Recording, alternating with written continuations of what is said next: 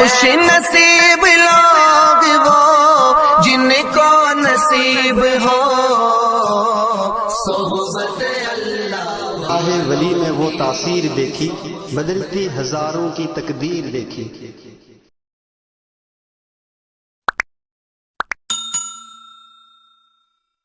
السلام علیکم ورحمۃ اللہ وبرکاتہ۔ بسم اللہ الرحمن الرحیم۔ الحمد للہ وکفیٰ وسلام علی عبادہ الذین اصطفیٰ، اما بعد فاعوذ باللہ من الشیطان الرجیم، بسم اللہ الرحمن الرحیم۔ ان ھذا القرآن یہدی للتی ہی اقوم، وقال رسول اللہ صلی اللہ تعالی علیہ وسلم سیأتی زمان لا يبقى من الاسلام الا اسمه ولا يبقى من القرآن الا رسمه، او کما قال علیہ الصلاۃ والسلام۔ قابل قدر، قابل احترام حضرات علماء کرام اور بہت ہی قابل قدر میرے بھائیوں، دوستوں، عزیزوں، بزرگوں اور بڑی امیدوں سے وابستہ میرے پیارے بچوں، دنیا میں آپ نے دیکھا ہوگا کہ جب کوئی کمپنی اپنا پروڈکٹ بناتی ہے اور وہ پروڈکٹ کاسٹلی ہوتا ہے، مہنگا ہوتا ہے، قیمتی ہوتا ہے، تو اس پروڈکٹ کو استعمال کرنے کا طریقہ اور اس کا انسٹالیشن، اس سب کے لیے کمپنی دو کام کرتی ہے۔ ایک تو اس کے ساتھ گائیڈ بک رکھتی ہے اور ایک اس کے انسٹالیشن کے لیے آدمی بھیجتی ہے۔ وہ آدمی آ کر کے بتاتا ہے کہ یہ مشین کیسے استعمال ہوگی اور پھر آئندہ تم اس مشین کو کیسے استعمال کرو گے، اس کے لیے یہ گائیڈ بک ہے، اس میں سب لکھا ہوا ہے۔ اگر اس مشین کا استعمال پراپر وے میں اس گائیڈ لائن کے مطابق کیا گیا تو اس کی گارنٹی 2 سال، 5 سال، 10 سال، 8 سال ہے اور یہ پراپر چلے گی، اس میں کوئی ڈیفیکٹ نہیں آئے گا۔ لیکن اگر تم نے اس کا استعمال اس گائیڈ لائن کے خلاف کیا، اپنی مرضی سے کیا، تو اس میں فالٹ ہو سکتا ہے، اور وہ فالٹ ہو سکتا ہے کہ چھوٹا سا ہو، یہاں آ کر انجینئر اس کو ریپیئر کر دے، ہو سکتا ہے تھوڑا بڑا ہو تو مشین کو لے جانا پڑے، اور ہو سکتا ہے کہ اتنا بڑا ہو کہ یہ مشین خود بھی تباہ ہو اور آس پاس والوں کو بھی تباہ کر دے۔ اس لیے اس کا خیال رکھنا کہ اس کا استعمال جیسے ہم بتا رہے ہیں اور جو اس کی گائیڈ لائن ہے اسی کے مطابق کرنا۔ یہ میں نے وہ بات بیان کی ہے جس کا آپ سب کو روزانہ سابقہ پڑتا ہے۔ روز آپ مشینیں خریدتے ہیں، روز آپ کے ہاں انسٹالیشنز ہوتے ہیں، روز آپ کو اس کی ساتھ گائیڈ بک ملتی ہے، چھوٹی سے چھوٹی مشین لاتے ہیں تو یہ آپ کو مل جاتا ہے۔ بالکل اسی طرح اللہ تعالیٰ نے یہ انسان کی ایک مشین بنائی ہے اور اس مشین میں فنکشنز بہت سارے ہیں۔ یہ ایک مشین ہے لیکن یہ دیکھتی بھی ہے، یہ سنتی بھی ہے، یہ بولتی بھی ہے، یہ سوچتی بھی ہے، ہاں، یہ کھاتی بھی ہے، یہ پیتی بھی ہے، یہ چلتی بھی ہے، یہ آرام بھی کرتی ہے، اس کی اپنی چاہتیں بھی ہیں، اس کی اپنی خواہشیں بھی ہیں، اس کے اپنے لذات بھی ہیں، اس کی اپنی ضرورتیں بھی ہیں۔ یہ ایک ایسی مشین ہے اور یہ ایسی مشین ہے کہ دنیا کے سارے بنانے والے مل کر اس جیسی ایک مشین نہیں بنا سکتے جو اللہ نے بنائی ہے۔ تو اس مشین کے بنانے والے نے اس کے استعمال کا طریقہ بتانے کے لیے دونوں کام کیے۔ اس مشین کے استعمال کا طریقہ بتانے کے لیے ایک گائیڈ بک دی ہے، اور پھر اس مشین کا پراپر استعمال کیسے ہوگا اس کو بتانے کے لیے آدم علیہ السلام سے لے کر سیدنا محمد رسول اللہ صلی اللہ علیہ وسلم تک مسلسل انبیاء کرام بھیجے، جنہوں نے آ کر کے یہ بتایا کہ اس مشین کا استعمال کیسے ہوگا۔ سب سے آخر میں اللہ تعالیٰ نے اس مشین کے جتنے ڈیولپمنٹ ہونے تھے اور اس کے اندر جتنی چینجنگ لائی جانی تھی، اور جتنے نئے نئے آپشنز اس کے اندر کریٹ کیے جانے تھے، جب وہ سب کچھ ہو چکا تو پھر یہ طے کر دیا گیا کہ اب اس کے اندر کوئی چینج نہیں ہوگا. تو گویا اب اس کے استعمال کے لیے جو گائیڈ بک دی جائے گی وہ بھی ایک آخری گائیڈ بک ہوگی، اس کے اندر بھی کوئی چینجنگ نہیں ہوگی. اس مشین کو پراپر وے میں استعمال کرنے کے لیے اب یہ جب تک یہ مشین رہے گی تب تک کے لیے یہ گائیڈ بک ہے. تم اس کے مطابق اس مشین کو استعمال کرتے رہو گے تو تم اس سے نفع اٹھاتے رہو گے.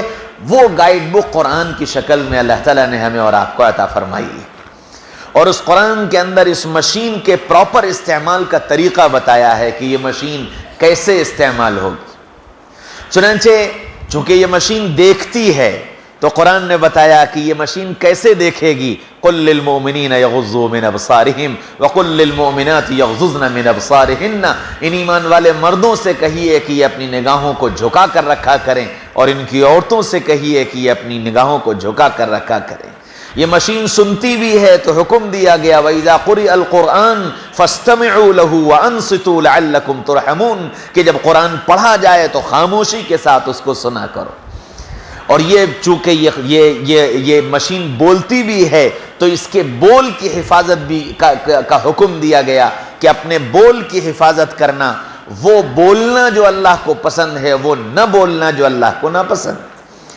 پھر یہ مشین چونکہ سوچتی بھی ہے تو اس کو سوچنے پر بھی قرآن نے گائیڈ لائن دی کہ تم کو کیا سوچنا ہے، کیسے سوچنا ہے. اور کل قیامت کے میدان میں ہم تمہاری سوچ کو بھی دیکھیں گے تو فرمایا کہ ہم وَحُصِّلَ مَا فِي الصُّدُورِ جو کچھ تمہارے سینوں کے اندر ہوگا ہم اس کو بھی لا کر رکھ دیں گے. اور پھر فرمایا کہ کل قیامت کے میدان میں ہم تم سے تمہارے دل کے بارے میں سوال کریں گے کہ دل تم کیسا لائے ہو.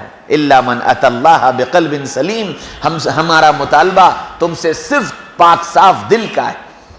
تو اللہ تعالیٰ نے پھر اس مشین کے استعمال کے طریقے ہم کو بتائے. یہ مشین اجتماعی زندگی بھی گزارے گی تو فرمایا وعاشروہن بالمعروف ان سے کہیے کہ آپس میں محبت سے رہا کر. یہ مشین چونکہ دنیا کے اندر تجارت بھی کرے گی تو وہ یہ بتایا یا ایھا الذین آمنوا اذا تداینتم بدین الی اجل مسمى فاکتبوہ.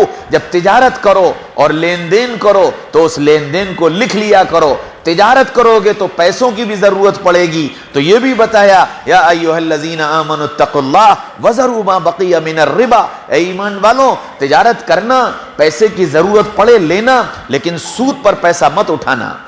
آپس میں بیٹھو گے، یاری دوستی بھی نبھاؤ گے تو اس یاری دوستی کے نبھانے میں اپنے کو بدگمانی سے بچانا، غیبت سے بچانا، بہتان سے بچانا، تجسس سے بچانا، اور الزامات سے بچانا، طعن و تشنیع سے بچانا. یا ایھا الذین آمنوا اجتنبوا کثیرا من الظن ان بعض الظن اثم ولا تجسسوا ولا یغتب بعضکم بعضا. اے ایمان والوں گمان مت لگایا کرو، بہت سے گمان گناہ ہوتے ہیں. اے ایمان والوں جاسوسی مت کیا کرو، ایک دوسرے کی ٹوہ میں مت لگے رہا کرو. اے ایمان والوں ایک دوسرے کی غیبتیں مت کیا کرو.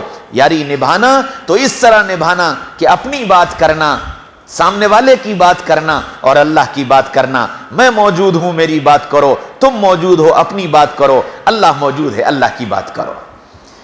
جو موجود نہیں اس کی بات نہیں، جو موجود نہیں اس کی بات نہیں. یہ علاج ہے غیبت کا، یہ علاج ہے بہتان کا، یہ علاج ہے تجسس کا، یہ علاج ہے گمان کا. جو موجود ہے اس کی بات کرو، جو موجود نہیں اس کی بات نہیں.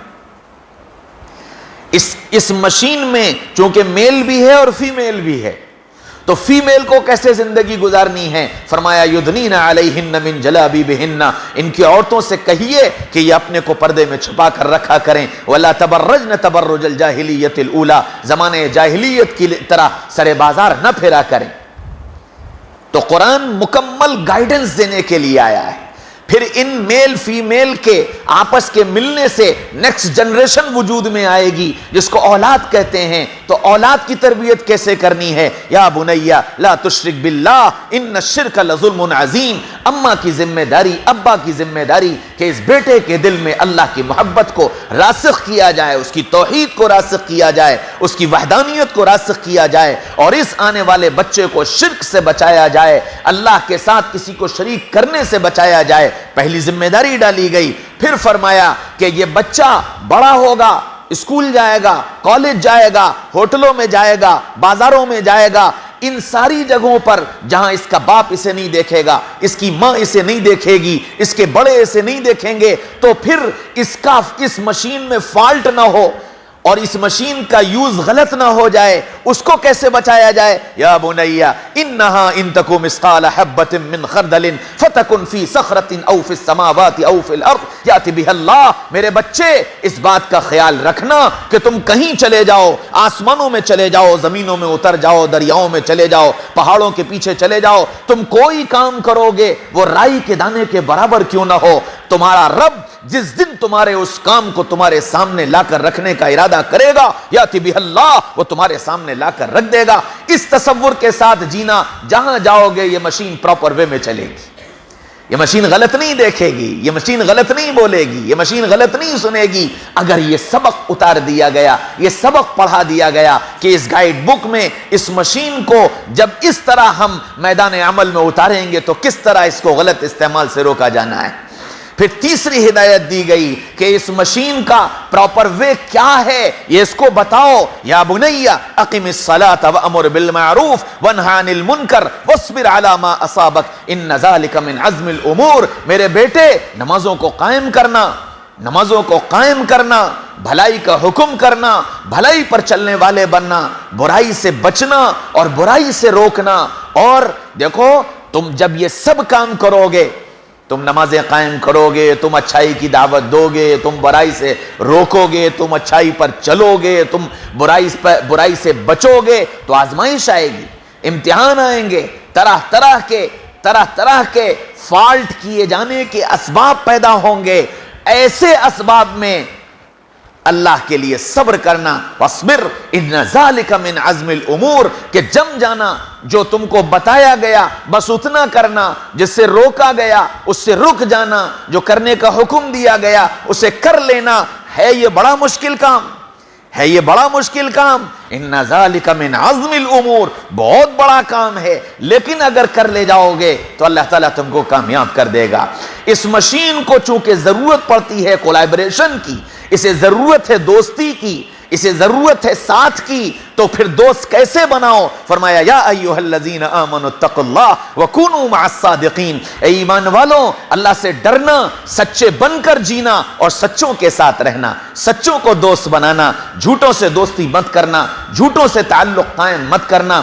یہ اللہ تعالیٰ نے قرآن کے ذریعے سے ہم کو ہدایات دی ہیں کہ اس مشین کا استعمال کیسے ہوگا، یہ مشین کیسے چلے گی، تجارت کیسے کرے گی، اپنی زندگی کیسے گزارے گی۔ اس کی شادی ہو جائے گی تو شادی کے بعد اب اس کا میل فیمیل کا جو کنیکشن ہے، اس کنیکشن میں چونکہ بہت ساری چیزیں، جب یہ دو کنیکشن ہوتے ہیں تو بہت ساری چیزیں میل کی فیمیل پر کھلتی ہیں اور فیمیل کی میل پر کھلتی ہیں۔ اب کیا ہو، ہن لباس لکم وانتم لباس لہن، اے عورتوں تم مردوں کے لیے لباس کی جگہ پر ہو، اور اے مردوں تم عورتوں کے لیے لباس کی جگہ پر ہو۔ لباس کا کام ہوتا ہے جسم کے عیبوں کو چھپا لینا، تم بھی اے عورتوں تم اپنے مردوں کے عیبوں کو چھپا لینا، اور اے مردوں تم اپنی عورتوں کے عیبوں کو چھپا لینا۔ ان عیبوں کو اجاگر مت کرنا، لوگوں کے سامنے بیان مت کرنا، بلکہ عیبوں کو چھپا کر ایک دوسرے کی دلجوئی کرنا، ایک دوسرے کی ہمت افزائی کرنا، ایک دوسرے کو آگے بڑھانا، تاکہ تمہارے درمیان میں کوئی فالٹ نہ ہونے پائے۔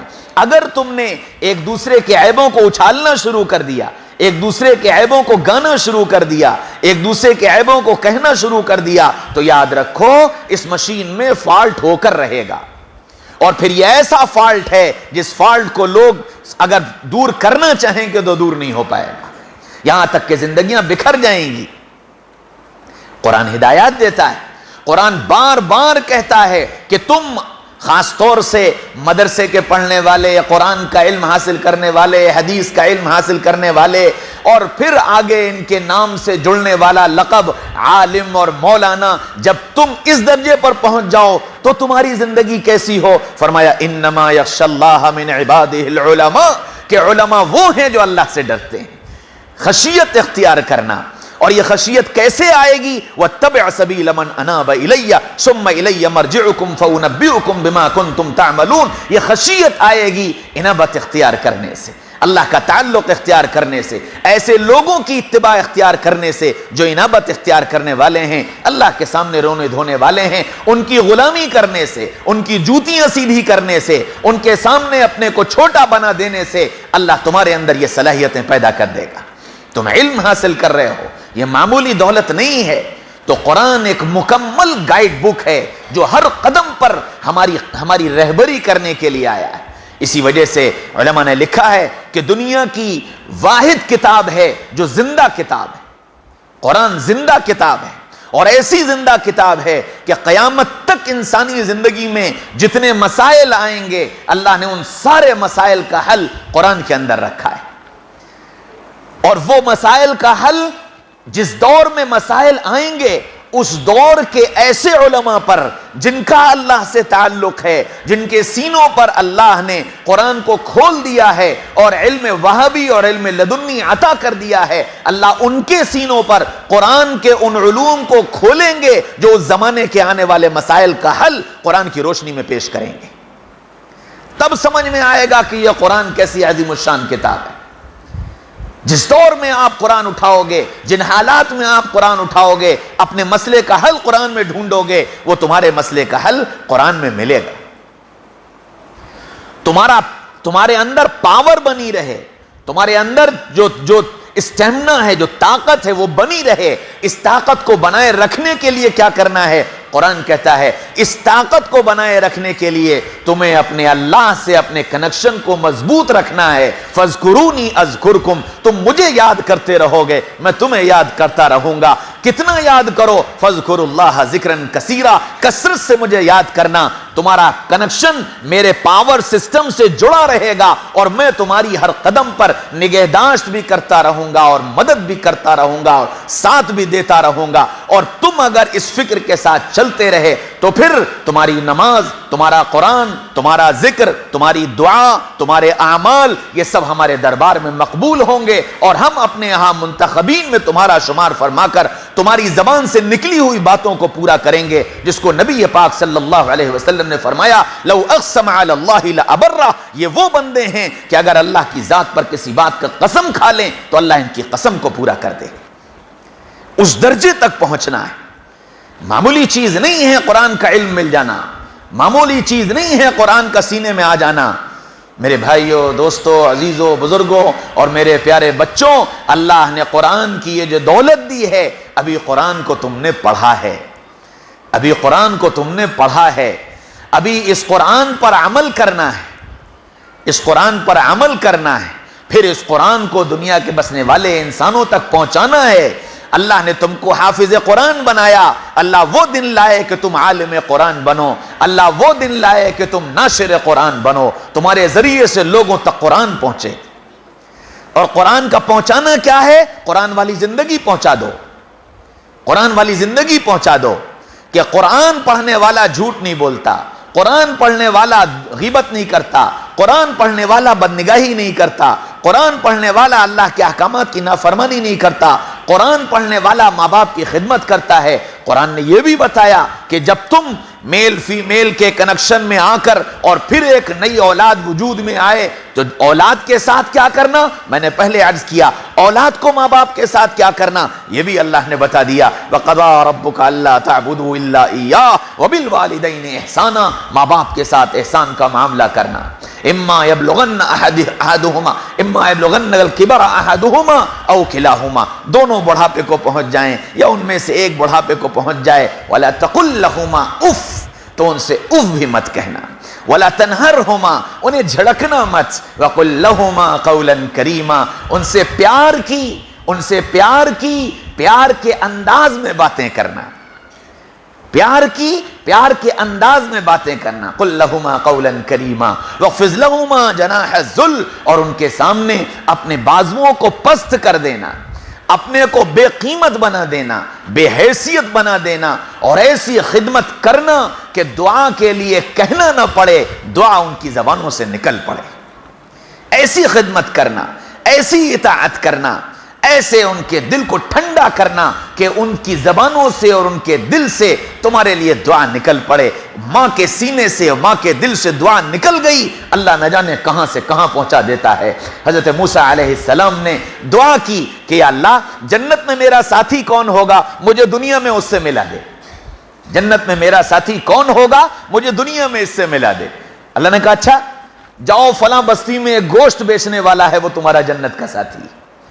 موسیٰ علیہ السلام حیران ہو گئے کہ میں اللہ کا نبی کلیم اللہ اور میرا ساتھی ہے گوشت بیچنے والا.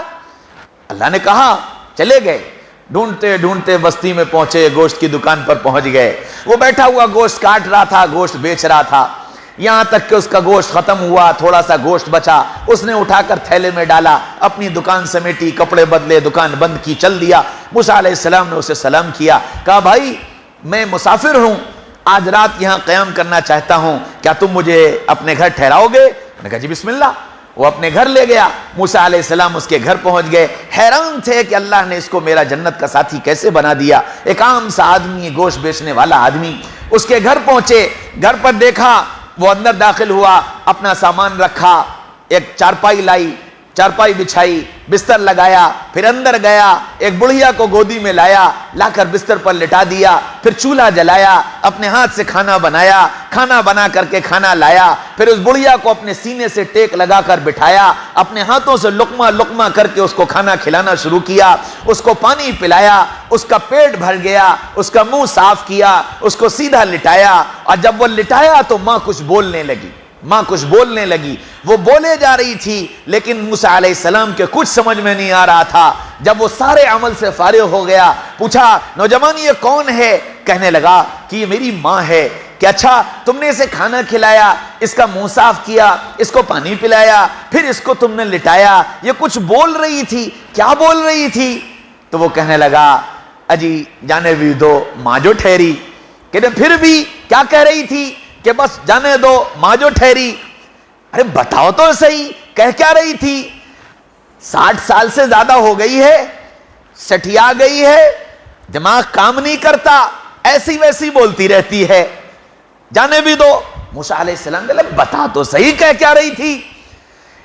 کہنے کیا بتاؤں, جب میں اس کو کھانا کھلاتا ہوں, اس کا کام کرتا ہوں, اس کو سینے سے لگاتا ہوں, اس کا منہ صاف کرتا ہوں, اس کا پیشاب پخانہ صاف کرتا ہوں, یہ سارے کام کے بعد بس ایک جملہ دہراتی رہتی ہے, اللہ تجھے جنت میں موسیٰ کا ساتھی بنا دے, اللہ تجھے جنت میں موسیٰ کا ساتھی بنا دے, اللہ تجھے جنت میں موسیٰ کا ساتھی بنا دے. بھلا تم ہی بتاؤ میں کہاں اور موسیٰ کہاں, میں کہاں اور موسیٰ کہاں؟ ماں جو ٹھہری, ماں جو ٹھہری. موسیٰ علیہ السلام نے اس نوجوان کو سینے سے لگایا, کہا سن میں موسیٰ ہوں اور میرے اللہ نے بتایا ہے کہ تو جنت میں میرا ساتھی ہے, میں اس لیے تجھ سے ملنے آیا تھا. تو قرآن بتا رہا ہے ماں کے ساتھ کیسے رہنا, باپ کے ساتھ کیسے رہنا. یہ کر لو گے تو اللہ وہ کر دے گا جو ماں کی زبانوں سے نکل جائے گا, اللہ وہ کر دے گا جو باپ کی زبان سے نکل جائے گا. یہ قرآن کی ہدایت ہے, اس پر زندگی کو لے آؤ. تو قرآن ایک گائیڈ بک ہے, قرآن پوری رہبری کرنے کے لیے آیا ہے. زندگی کے ایک ایک موڑ پر جب ہم کھڑے ہوں گے اور دیکھیں گے کہ قرآن اس وقت ہم سے کیا کہتا ہے, انشاءاللہ وہ امر قرآن میں تمہارے سامنے آ جائے گا. میں نے تو چند مثال پیش کی, چند نمونے پیش کیے ہیں جو میری تمہاری زندگی سے تعلق رکھتے ہیں, جو قرآن جن کی گائیڈنس دیتا ہے, قرآن جن کی رہبری کرتا ہے, قرآن جن کی طرف اشارے کرتا ہے. یہ قرآن صرف ثواب کے لیے نہیں ہے کہ ثواب حاصل کر لیا جائے, قرآن صرف اس لیے نہیں ہے کہ اپنے مردوں کو ثواب پہنچا دیا جائے, بلکہ قرآن ایک آئیڈیل بک ہے اور اپنی زندگی کے اندر اس کی ایک ایک آیت اتارنے کی ضرورت ہے اور اپنے آپ کو قرآن پر لانے کی ضرورت ہے. اللہ مجھے بھی توفیق نصیب فرما دے اور آپ سب کو بھی توفیق نصیب فرما دے. قرآن کا فہم اور قرآن والی زندگی اللہ مجھے اور آپ کو سب کو عطا فرما دے. اللہ مجھے اور آپ کو کہنے سننے سے زیادہ عمل کی توفیق نصیب فرمائے. وآخر دعوانا ان الحمدللہ رب العالمین. دعا کے بعد تمام حضرات مدرسے کے ہال میں پہنچے, موسم کا کھانے کا انتظام ہے, بغیر کھائے کوئی نہیں جائے. ان مہمانوں دعوت دی ہے, دور دراز سے آئے ہیں, ان کی دعوت کو قبول کریں اور تمام پورا مجمع مدرسے کے ہال میں کھانا کھاتے جا رہے. حضرت دعا فرمائیں.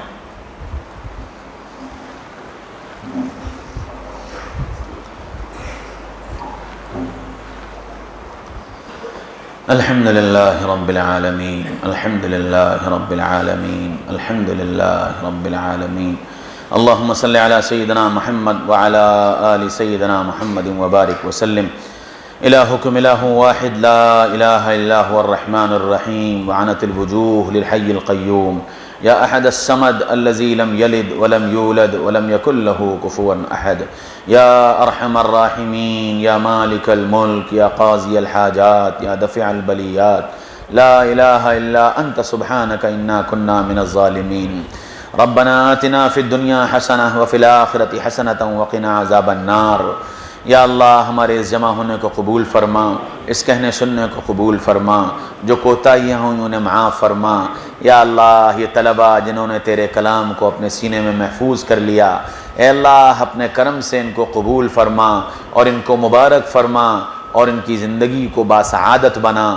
یا اللہ ان سے قرآن کی خدمت لینا آسان فرما، قرآن کا عالم بنا، قرآن کا عامل بنا، قرآن کا ناشر بنا۔ یا اللہ قرآن والی زندگی ہم سب کو عطا فرما، ہم سب کو عطا فرما۔ قرآن پر چلنا آسان فرما، قرآن کو سمجھنا آسان فرما، قرآن کو سینے سے لگانا آسان فرما۔ یا اللہ ہماری تمام امور میں انجام کو خیر فرما، ہماری عزتوں کے سربلندی کے سرخروئی کے فیصلے فرما، اس ادارے کو بے انتہا قبول فرما۔ یا اللہ مخلص اعوان و انصار کو مجتمع فرما، مخلص اعوان و انصار کو مجتمع فرما، ضروریات کا تکفل فرما، غیب سے اس کے انتظامات فرما۔ یا اللہ ہر خیر خیر کے ساتھ مقدر فرما، ہر شر سے عافیت کے ساتھ حفاظت فرما، ہماری تمام جائز حاجات، مرادوں، تمناؤں، آرزوؤں کو ساتھ خیر و عافیت کے پورا فرما۔ اے میرے رب، اے میرے رب، اے میرے رب، ایک درخواست اور ہے آپ سے، ہم سب کا نام لے لے کر ہمارے آقا سیدنا محمد رسول اللہ صلی اللہ علیہ وسلم کی خدمت اقدس میں ہدیہ درود و سلام پیش فرما دیجئے اور اسے قبول فرما لیجئے اور اسے نجات کا ذریعہ بنا دیجئے۔ وصلی اللہ تعالی علی خیر خلقہ محمد و آلہ و صحبہ اجمعین برحمتک یا ارحم الراحمین۔